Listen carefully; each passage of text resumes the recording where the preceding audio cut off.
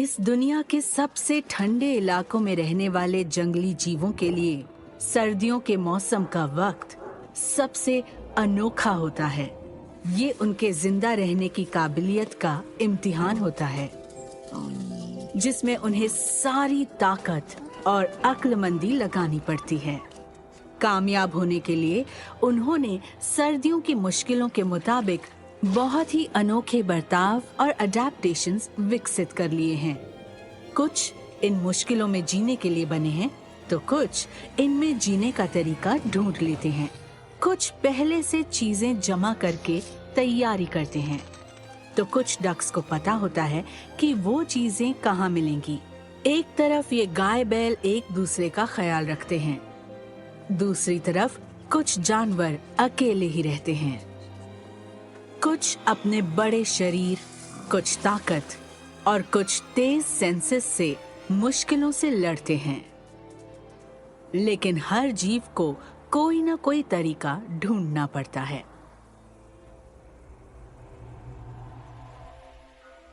Antarctica इस planet का सबसे ठंडा कॉन्टिनेंट है। यहाँ पोल पर 6 महीने रात रहती है और दिन में टेम्परेचर -60 डिग्री सेल्सियस तक भी जाता है। इस बर्फीले रेगिस्तान में हवा 300 किलोमीटर प्रति घंटा की रफ्तार तक पकड़ सकती है।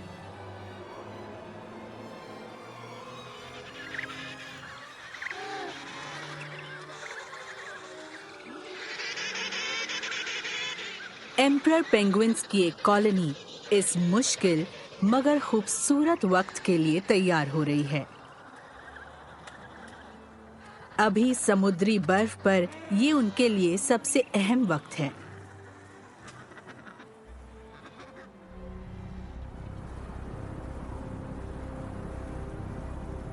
यहाँ ना खाना है, ना सुरक्षा है। ये खुली जगह में रह रहे हैं। इन्हें गर्म रहना होगा। इनके जिंदा रहने के लिए ये जरूरी है। एक मेल चलते वक्त अपने कंधे ऊपर कर लेता है। इस तरह चलकर वो खुद को कुछ हद तक ठंड से बचाता है। इसके चलने का तरीका इसकी सूझबूझ और चालाकी का सबूत है। देखने में ये चाल अजीब लगती है, लेकिन इसमें एनर्जी कम खर्च होती है। शरीर की गर्मी बचाए रखना सबसे जरूरी है।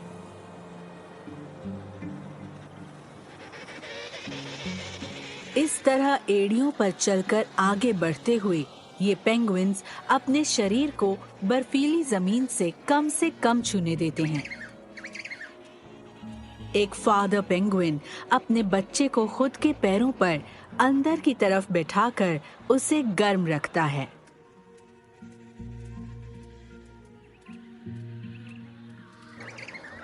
लेकिन ये जीव सबसे ज्यादा मिलजुल कर रहने में माहिर होते हैं।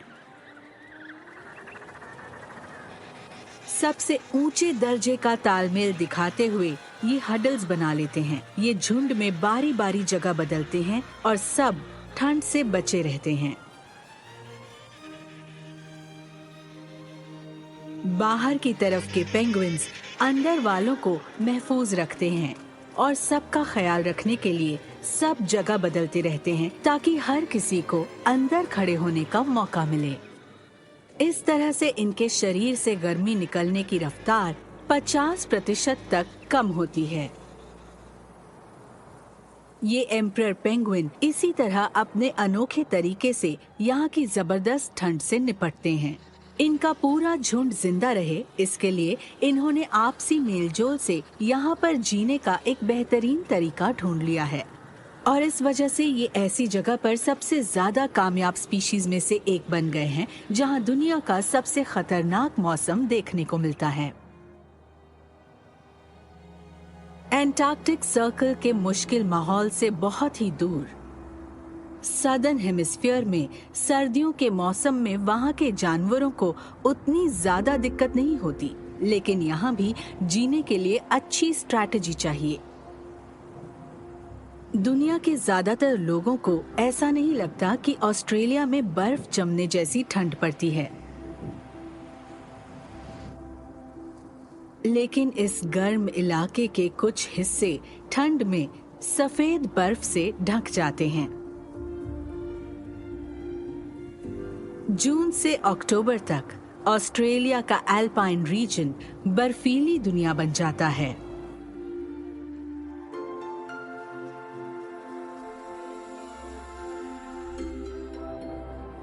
माउंट कॉजियोस्को इस देश का सबसे ऊंचा पहाड़ है और इस वक्त यहाँ पर भारी गर्मी पड़ने के बजाय ज्यादातर वक्त टेम्परेचर 0 से भी 5 डिग्री नीचे ही रहता है। इस वक्त हालात बहुत मुश्किल होते हैं और यहाँ रहना हर जानवर के लिए एक चुनौती है।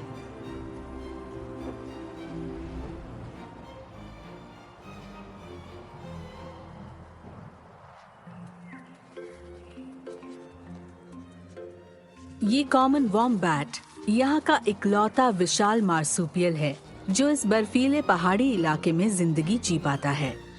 लेकिन ठंड के मौसम में आमतौर पर रात में जागने वाला ये जानवर दिन के वक्त बाहर निकलकर घूमने लगता है और आज ये खाने की तलाश में बाहर आया है। थकान से बचने के लिए ये अपनी मेहनत आधी कर देता है। ये पीछे के पैर आगे के पैरों के बनाए निशानों में रखता है जिससे चलने में कम मेहनत लगती है। इस तरह एनर्जी बचाना जरूरी है क्योंकि सर्दियों में जिंदा रहने के लिए इसे पूरी ताकत लगानी पड़ेगी।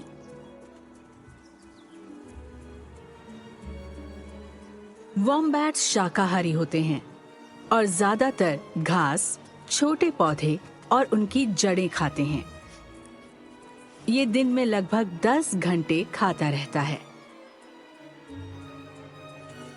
इसके शरीर के अडैप्टेशंस और खास बर्ताव की वजह से ये यहाँ के मुश्किल हालात को झेल सकता है। इसके तेज धार इंसाइजर्स मजबूत घास को काटकर खाने में काम आते हैं और जब जमीन पूरी तरह बर्फ से ढक जाती है तब इसके ताकतवर पंजे आसानी से बर्फ को हटाकर खाने तक पहुंचने में मदद करते हैं।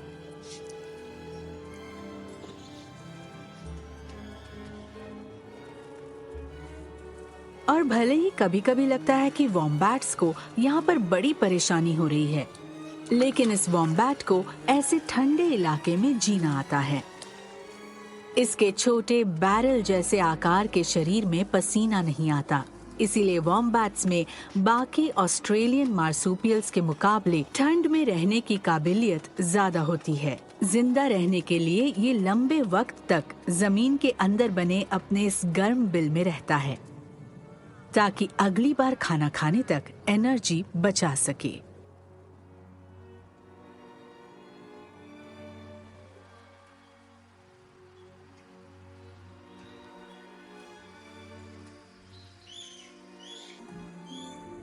जापान की हेल वैली के इलाके में वोल्केनिक फील्ड्स के चारों तरफ ऊंचे ऊंचे पहाड़ और अनोखी गर्म पानी की नहरें मौजूद हैं और यहाँ बहुत ही शांति रहती है।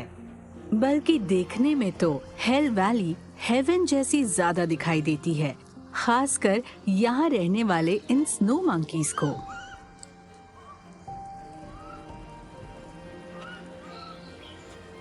इन मकाक्स को पोल्स के जानवरों की तरह महीनों तक चलने वाली लंबी रात का सामना नहीं करना पड़ता और यहाँ 10 घंटे तक उजाला रहता है जो खाना ढूंढने के लिए काफी है।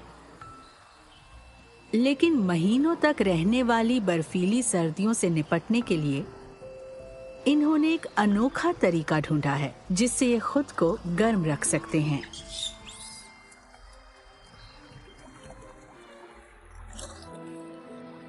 ये माँ और बेटा जानते हैं कि बाहर घूमने के बजाय इस पानी में रहना बेहतर है।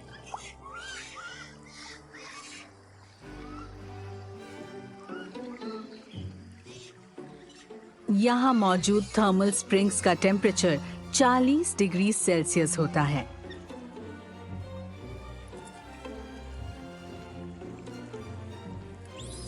वॉल्केनिक एक्टिविटी से यहाँ का पानी गर्म होता है और इन स्नो मंकीज के काम आता है। ये दिन में तकरीबन 10 घंटे इन स्प्रिंग्स के पानी में आराम से पड़े रहकर बाल संवारते हैं, खेलते हैं और जैसा कि साइंटिस्ट ने पता किया है, स्ट्रेस से निपटते हैं।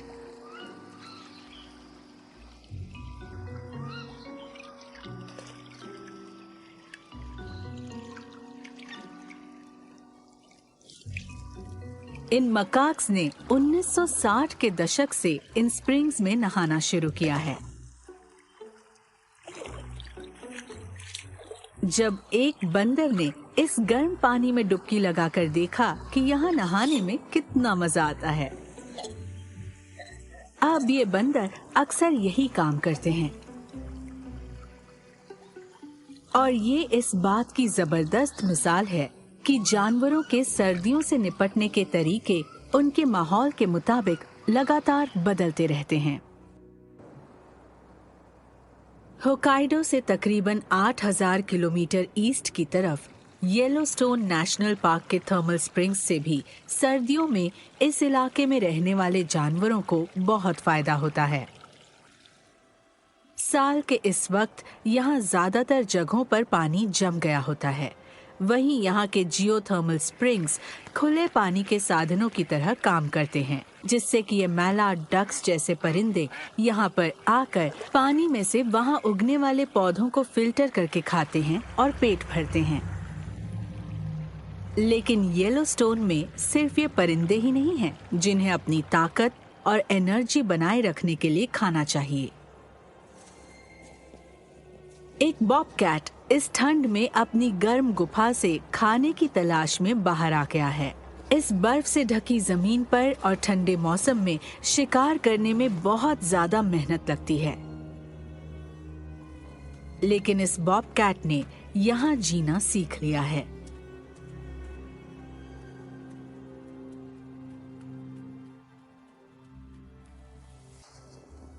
सर्दियों के वक्त इनके बाल ज्यादा घने और लंबे हो जाते हैं और इन्हें ठंड से बचाते हैं। लेकिन भले ही ये बाल इन्हें गर्म रखते हैं, लेकिन ज्यादातर कैट्स की तरह बॉब कैट्स भी अपने बालों को गीला होने से बचाते रहते हैं और ठंडे पानी से दूर रहकर ये अपने शरीर के टेम्परेचर को नीचे गिरने से बचाते हैं, जो इस ठंड में जिंदा रहने के लिए जरूरी है। ये अपनी सुनने की जबरदस्त शक्ति से बर्फ के नीचे से आती चूहों की हल्की आवाज भी पहचान लेते हैं। माना जाता है कि बॉबकैट के कान पता कर लेते हैं कि आवाज कहां से आ रही है और इनके पीछे की ताकतवर टांगों की मदद से ये 3.5 मीटर दूर मौजूद शिकार पर सटीक निशाना लगाकर हमला कर लेते हैं। फिर भी हर बार किसी को कामयाबी नहीं मिलती।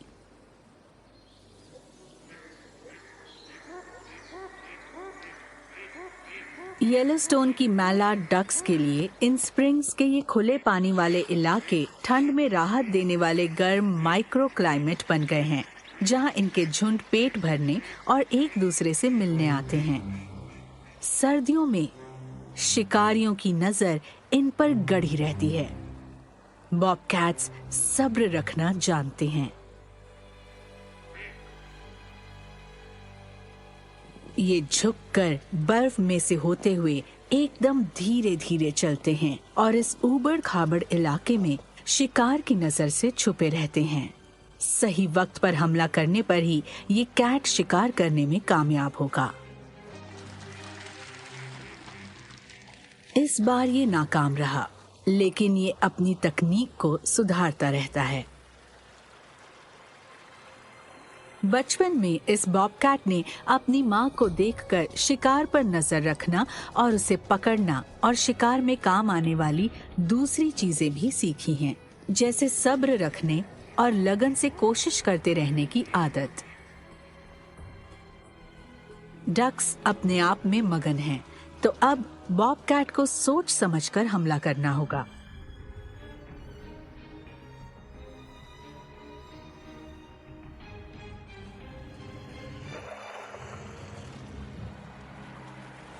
सटीक तरीके से झपटकर बॉबकैट शिकार की गर्दन पर हमला करके उसे तुरंत बेहोश कर देता है।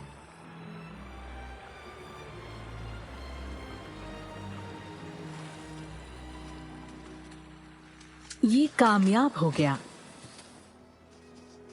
और इससे तुरंत बॉबकैट के जिंदा रहने के आसार बढ़ गए, कम से कम इन सर्दियों में।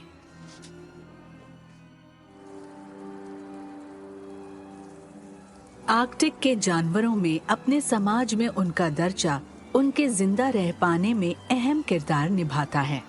कम उम्र और कम एक्सपीरियंस वाले जानवरों को बचपन से ही जीने के लिए जरूरी हुनर सीखने पड़ते हैं।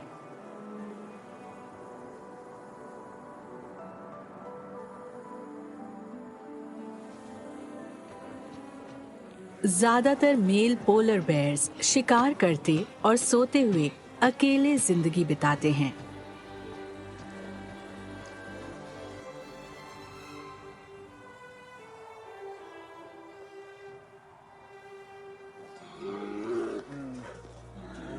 लेकिन इन दो यंग पोलर बेयर्स ने दोस्ती कर ली है। भले ही देखकर लगता है कि ये झगड़ रहे हैं, दरअसल ये एक दूसरे के साथ खेल रहे हैं, क्योंकि इस तरह खेलकर लड़ने से ताकत और स्टैमिना बढ़ता है। क्योंकि भले ही ये यहाँ सबसे ऊंचे दर्जे के शिकारी हैं, लेकिन इन्हें भी दूसरे पोलर बेयर्स से मुकाबला करना पड़ सकता है। ऐसा मेटिंग सीजन में या साल भर खाना तलाश करते वक्त हो सकता है। खेल खेल में लड़कर ये खुद को उस वक्त के लिए तैयार करते हैं जब इन्हें जान की बाजी लगाकर लड़ना पड़ेगा। लड़ाई खत्म होने के बाद इन्हें अपने बॉडी टेम्परेचर को रेगुलेट करना होगा और सही तरीके से आराम करना जीने के लिए एक जरूरी हुनर है जो ये बढ़ते वक्त सीखते हैं। इंसानों की तरह ये भी दिन में तकरीबन 8 घंटे सोते हैं।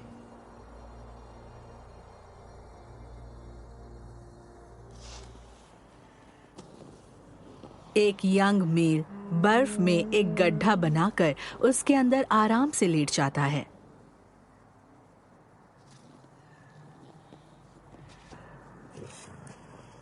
ये अपने शरीर को जानबूझकर ठंडी हवा से उल्टी दिशा में मोड़ लेता है।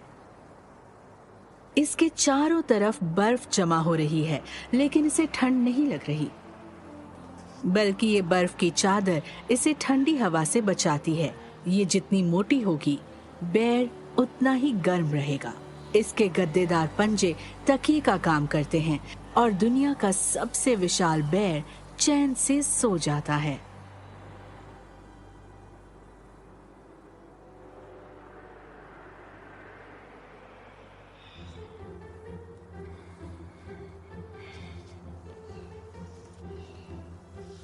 पास की एक गुफा से एक बेर और उसके 2 बढ़ते बच्चे बाहर आ रहे हैं।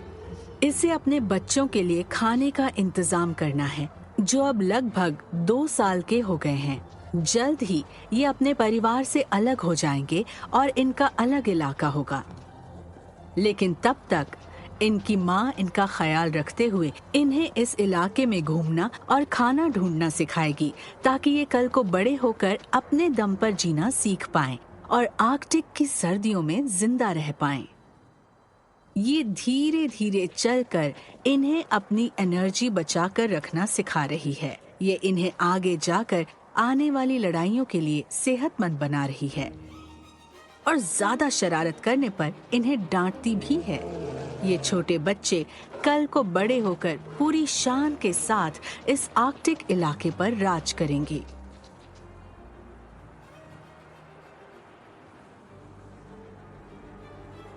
भले ही नॉर्थ पोल के पास के ज्यादातर इलाकों में सर्दियों में जमीन पर बर्फ जमी रहती है, लेकिन समंदर किनारे टेम्परेचर थोड़ा गर्म और बेहतर रहता है। इसकी वजह है गल्फ स्ट्रीम से यहाँ आने वाला गर्म पानी।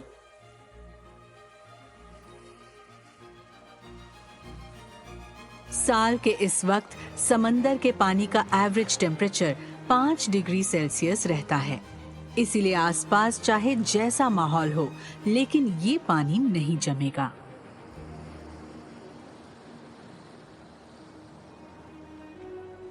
और इस जगह के पानी में बहुत सारे परिंदों को राहत मिलती है, जो जिंदा रहने के लिए बहुत ही ठंडे इलाकों से सफर करके यहाँ आते हैं। हेरन्स यूरोप के अंदरूनी इलाकों से निकलकर नॉर्वे के इन गर्म इलाकों में आकर रहने लगते हैं, खासकर इसलिए क्योंकि यहाँ उन्हें ढेर सारा खाना मिलता है।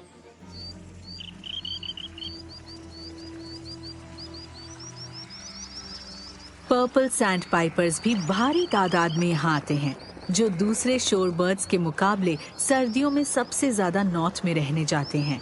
और जब यहाँ कुछ वक्त के लिए रोशनी रहती है, तब वो जल्दी जल्दी जितना हो सके उतना खाना खा लेते हैं। ये कॉमन आइड डक्स खुद को आज तक सर्दियों में आर्कटिक इलाके की मुश्किलों में जीने के लायक नहीं बना पाए। इसीलिए सितंबर से नवंबर के दौरान ये 1000 किलोमीटर से भी लंबा सफर करके साउथ की तरफ स्वेलबार्ड के ग्लेशियल आइलैंड्स छोड़कर नॉर्वे के गर्म समुद्री इलाकों में आ जाते हैं।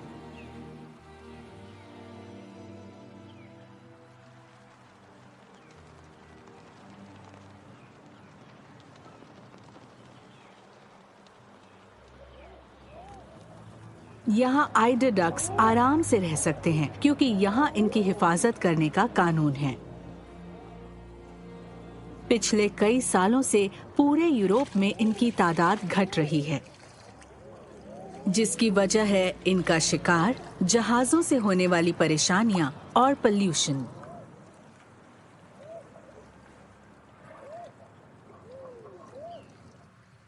फिर भी इन मुसाफिरों के मामले में इनके भविष्य और यहाँ रहने वाले इंसानों के इलाकों के बीच बहुत गहरा रिश्ता देखा जाता है। नॉर्थ में जहाँ इनका इलाका है, वहाँ समंदर भी बर्फ से ढका हुआ रहता है और इन्हें खाने की कमी से जूझना पड़ता है। इसीलिए इनका जिंदा रहना इस बात पर निर्भर है कि ये यहाँ आर्कटिक ओशन में कितना ज्यादा खाना खा पाते हैं। ये डक्स माहिर गोताखोर होते हैं और अंदर जाकर स्टारफिश, मोलस्क्स और सी अर्चिन्स ढूंढते हैं।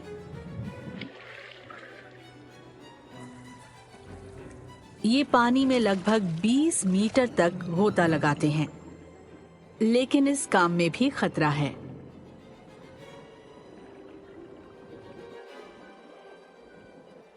क्योंकि शिकारी जीव जैसे सील्स और सी लायंस अंदर आने पर इनका शिकार कर सकते हैं। समंदर के तल के पास पहुंचते ही ये अपनी चोंच से खाना ढूंढने लगते हैं, जो यहाँ बहुत भारी तादाद में मौजूद है। इसीलिए आइडर डक्स बार बार हर साल यहाँ आते हैं।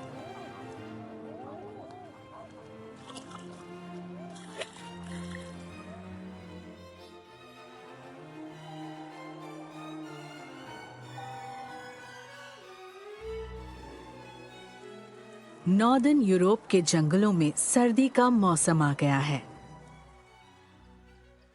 यहाँ पहले हरियाली छाई रहती थी, लेकिन अब हर जगह सफेद नजर आ रही है। अब यहाँ बहुत सारे जीव बहुत ही ठंडे और बर्फ से ढके हुए पेड़ों की टहनियों पर रहने लगते हैं।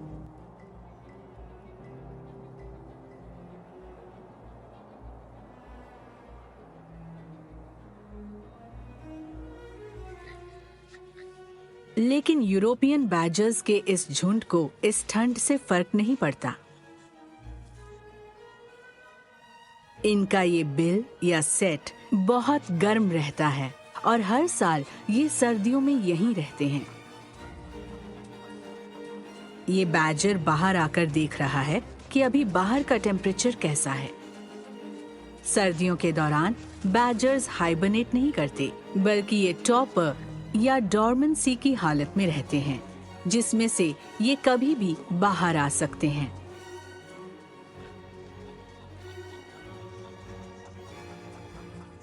उठने के बाद सबसे पहला काम होता है झुंड के टॉयलेट में जाना। बैडजर्स साफ सफाई का पूरा ख्याल रखते हैं। अपने सेट को गंदा होने से बचाना बेहद जरूरी है ताकि ये और इसके साथी सर्दी खत्म होने तक वहां आराम से रह पाएं। टॉयलेट करके वापस जाने के बजाय इस ठंडे मौसम का सामना करते हुए ये बाहर तभी घूमते हैं जब वो बहुत जरूरी हो, जैसे कि जब इन्हें भूख लगी हो। ये तरह तरह का खाना खा सकते हैं और इस आदत की वजह से इन्हें सर्दियों में जिंदा रहने में काफी मदद मिलती है। बैडजर्स कुछ भी खा सकते हैं। ये एक्सपर्ट स्कैवेंजर्स होते हैं और अपने मजबूत दांतों और जबड़ों से बड़ी आसानी से मांस खा लेते हैं और हड्डियों को चबाकर उनके अंदर मौजूद मैरो तक भी पहुंच जाते हैं।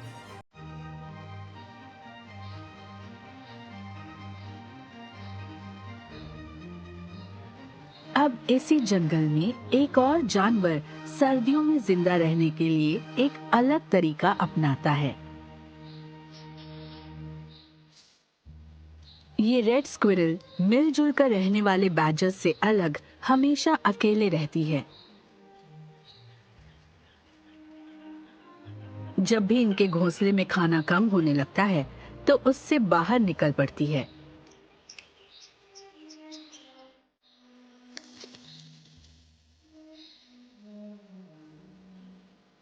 पूरे पतझड़ के दौरान इस स्क्विरल ने नट्स, मशरूम्स और दूसरी खाने की चीजें जमीन के अंदर गाड़कर छुपाई थीं।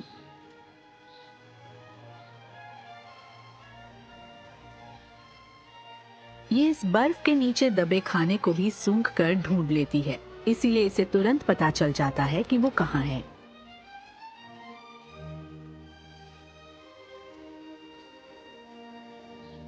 ये काफी खाना खा सकती है और अपने गाल में बने पाउचेज में खाना संभाल कर रख भी लेती है।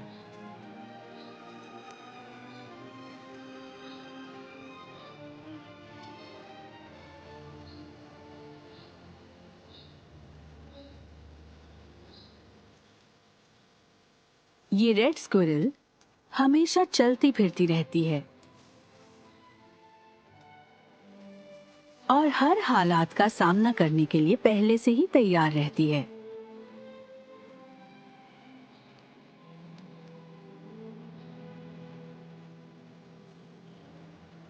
नॉर्दर्न यूरोप में सर्दियों में काफी लंबे वक्त तक जंगल बर्फ से ढके रहते हैं और जंगल के जानवरों ने यहाँ जिंदा रहने के लिए अलग अलग तरीके, अडेप्टेशंस और हुनर अपना लिए हैं, जिनकी वजह से वो गर्मी आने तक यहाँ टिके रहते हैं।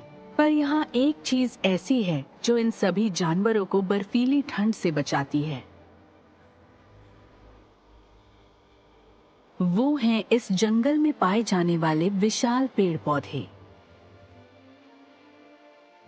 यहाँ घने और हमेशा हरे भरे रहने वाले पाइन, स्प्रूस और फर के पेड़ यहाँ के जीवों को ठंडी हवाओं से बचाते हैं।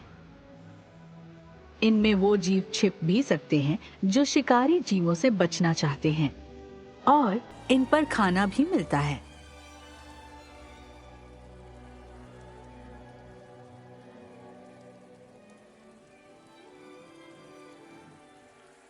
एक जानवर जो लगातार जंगल में खाने की तलाश करता रहता है वो है ये वाइल्ड बोर। इन्हें जहां खाना मिल जाए ये वहीं खाने लगते हैं।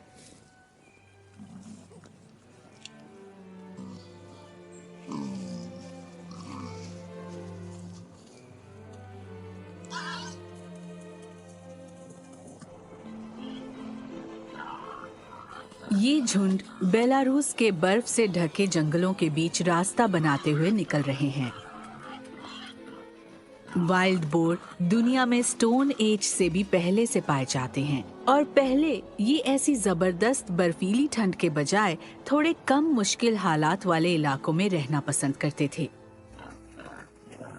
लेकिन बोर्स की जीने की ख्वाहिश सर्दियों में सामने आने वाली मुश्किलों से कहीं ज्यादा ताकतवर है। ये मुश्किलों का सामना करके जीने में माहिर हैं और अब अटलांटिक के अलावा हर कॉन्टिनेंट में पाए जाते हैं।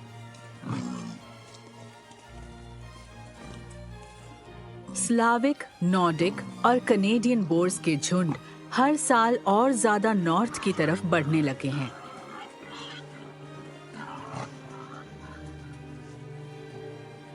ये बर्फ को कुचलते हुए आगे बढ़ते हैं और अपनी लंबी ठूठन से दबा हुआ खाना खोद कर निकालते हैं। लेकिन ये छोटे पौधों को भी उखाड़ देते हैं और जमीन से जरूरी न्यूट्रिएंट्स को निकालकर नेचुरल इकोसिस्टम को तबाह करते हैं। और न सिर्फ यहाँ के हैबिटेट्स बल्कि स्क्विरल जैसे छोटे जानवरों के लिए भी बहुत बड़ा खतरा बन जाते हैं। ये बोर्स एकॉर्न्स भी खा जाते हैं, जो स्क्विरल्स का सबसे अहम खाना होता है। और पेड़ों पर रहने वाले जीवों के सर्दियों के खाने को भी नहीं छोड़ते।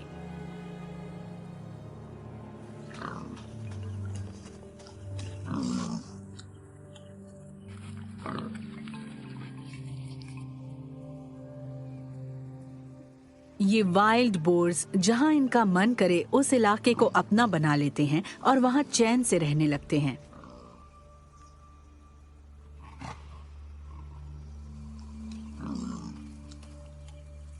इस वक्त ये दो जानवर अपने लिए आराम करने की एक जगह बना रहे हैं। अब ये बर्फ और मिट्टी से भरे इस गड्ढे में साथ में चिपक कर पड़े रहेंगे। यहाँ रहकर ये ठंडी हवाओं से और इस मौसम की मुश्किलों से बचे रहेंगे।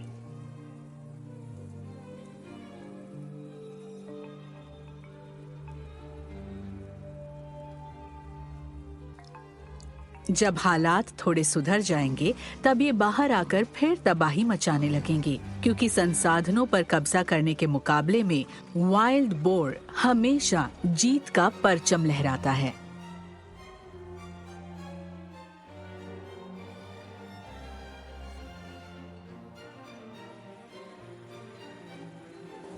येलोस्टोन नेशनल पार्क में पैसिफिक ओशन से आने वाली नमी भरी हवा और -25 डिग्री सेल्सियस के पहाड़ी टेम्परेचर के मेल की वजह से बर्फीला तूफान आ गया है।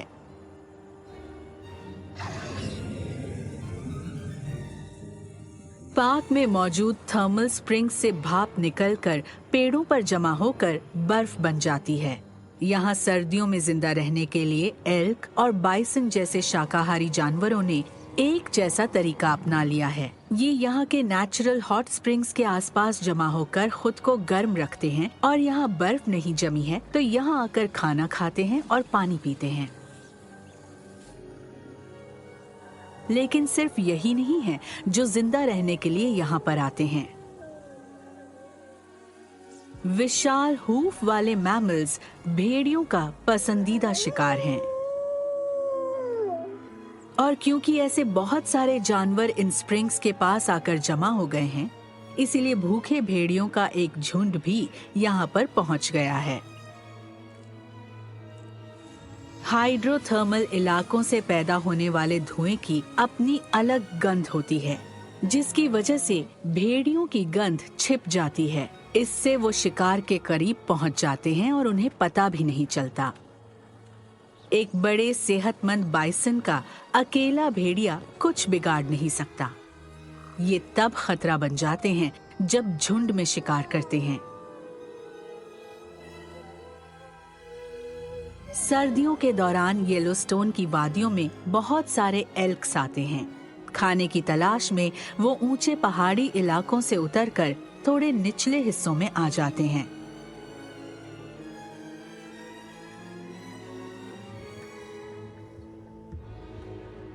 और इन एल्क्स पर दूर से नजर रखकर ये भेड़िए इनके झुंड की तादाद और सबके बर्ताव को ध्यान से समझने लगते हैं। ये चुनकर सबसे कमजोर जानवर का शिकार करेंगे।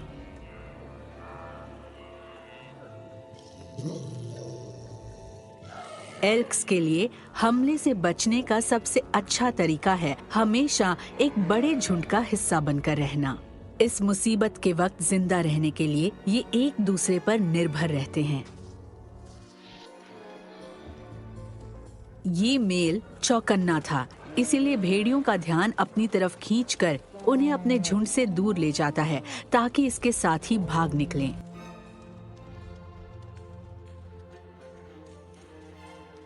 गहरी बर्फ में ये ताकतवर मेल ज्यादा तेज दौड़ता है।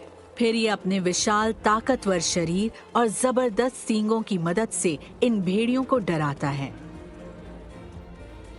ये एक थर्मल स्ट्रीम में घुस गया है, जिसमें भेड़िए उतने अच्छे से बैलेंस नहीं बना सकते हैं। अब भेड़िए इसे नहीं मार पाएंगे और उनका ध्यान बटाकर इसने अपने झुंड को भी बचा लिया।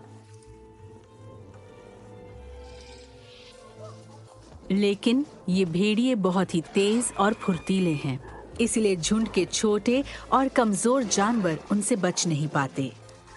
अपने शिकार करने के हुनर की मदद से ये इस छोटे एल्क को आसानी से हरा देते हैं।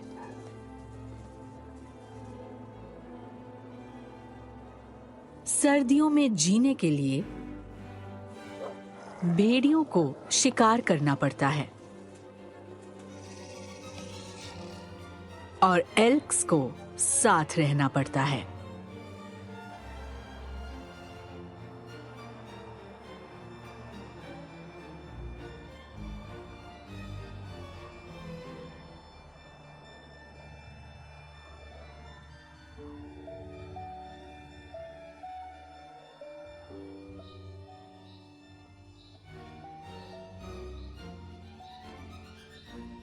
ये है फिनलैंड, यूरोप का सबसे ज्यादा जंगल वाला देश।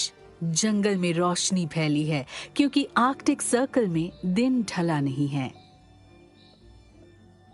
लेकिन यहाँ इस कुदरती खूबसूरती के साथ जबरदस्त खतरे भी मौजूद हैं। इन हिरणों के लिए ये साल का सबसे खतरनाक वक्त है।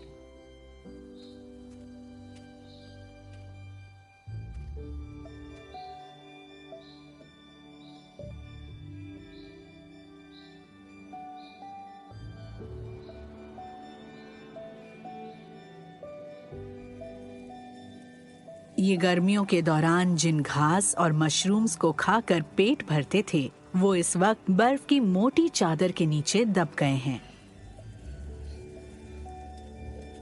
ये पहाड़ों की ढलानों और कॉनिफर स्टैंड्स पर जमा हो जाते हैं, क्योंकि सिर्फ यहीं पर सूरज की रोशनी के बिना भी पेड़ पौधे उग सकते हैं।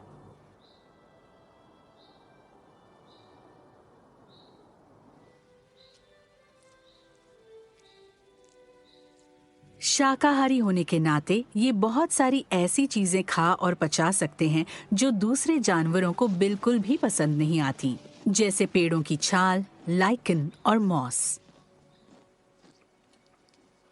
भले ही इन चीजों से ज्यादा एनर्जी नहीं मिलती, लेकिन वो इन्हें इस मुश्किल वक्त में जिंदा रखने के लिए काफी हैं। लेकिन आसपास ही शिकारी भी मौजूद हैं। इन ऊंचे इलाकों में ये हिरन खुले में खड़े हैं, इसीलिए हमेशा चौकन्ने रहते हैं।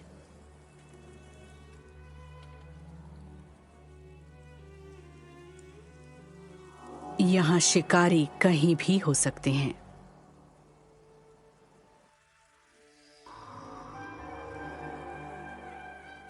इन हिरणों का जिंदा रहना अपने आप में किस्मत का खेल बन जाता है।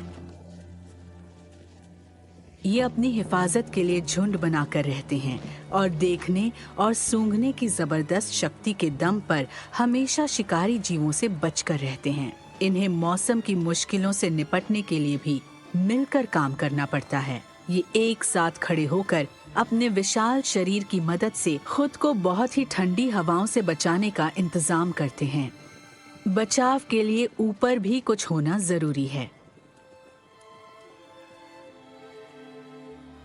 इसीलिए ये पेड़ों के बीच जाकर बैठ जाते हैं, जिनकी डालियां और पत्ते इन्हें लगातार गिरती बर्फ से बचाते हैं। और जब अंधेरा होने लगता है तो ये कम से कम हिलने लगते हैं। इस तरह ये एनर्जी बचाकर गर्म रहते हैं और अपना मेटाबॉलिज्म धीमा रखते हैं, जिससे इन्हें जल्दी भूख नहीं लगती। इनके ये बर्ताव सोचे समझे हुए तरीके हैं, जिनकी मदद से ये जानवर सर्दियों में जिंदा रह पाते हैं।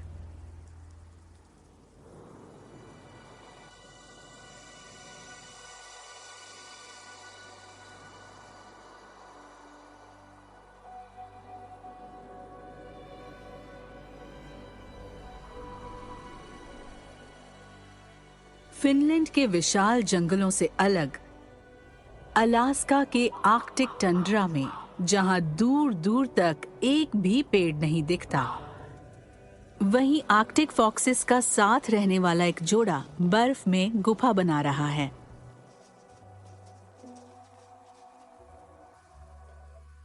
इस तरह काम चलाऊ घर बनाकर ये सर्दियों के दौरान एक बार में लगभग 2 हफ्तों तक यहाँ पर रहकर आराम करेंगी।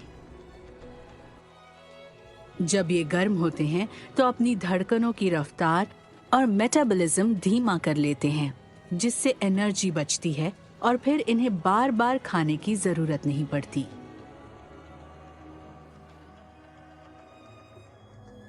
लेकिन इन्हें कभी ना कभी खाना ढूंढना पड़ेगा,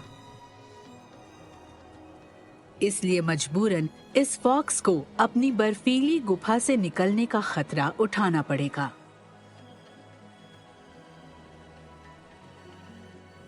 इनकी स्पीशीज इस बंजारों जैसी जिंदगी और मिलकर रहने की वजह से ही यहाँ जिंदा रह पाती है।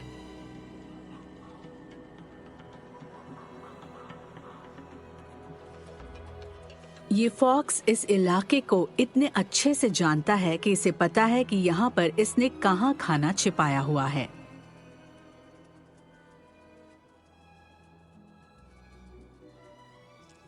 ये अपने जमा किए खाने में से थोड़ा सा खाता है और बाकी वापस बाद के लिए छुपा देता है।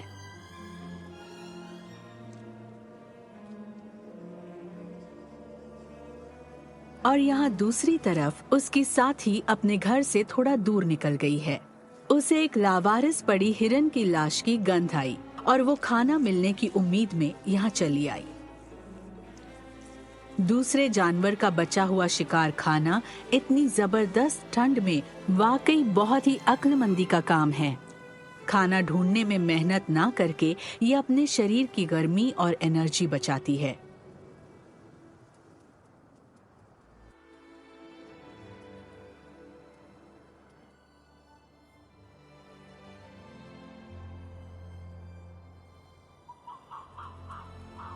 किस्मत से इन्हें इनका शिकार करने वाला कोई जीव नहीं मिला और ये दोनों साथी फॉक्स अपनी गुफा में वापस जा रहे हैं।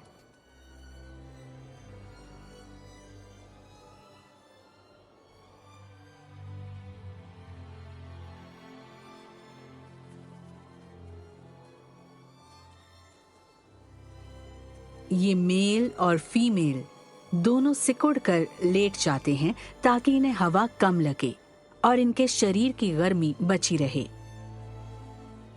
अपनी मोटी पूंछ को खुद पर लपेटकर ये खुद को गर्म रखते हैं और अगली बार खाने की जरूरत पड़ने तक एनर्जी बचाने का और अच्छा इंतजाम कर लेते हैं। इन 2 छोटे फॉक्सेस से लेकर अकेले रहकर शिकार करने वाले जीवों तक, वो सभी जानवर जो पोल्स के पास के इलाके में रहते हैं, उन्होंने यहाँ के बहुत ही मुश्किल और खतरनाक मौसम से निपटने के लिए कई खूबियाँ पैदा कर ली हैं ताकि वो जिंदा रहें इस वाइल्ड विंटर में।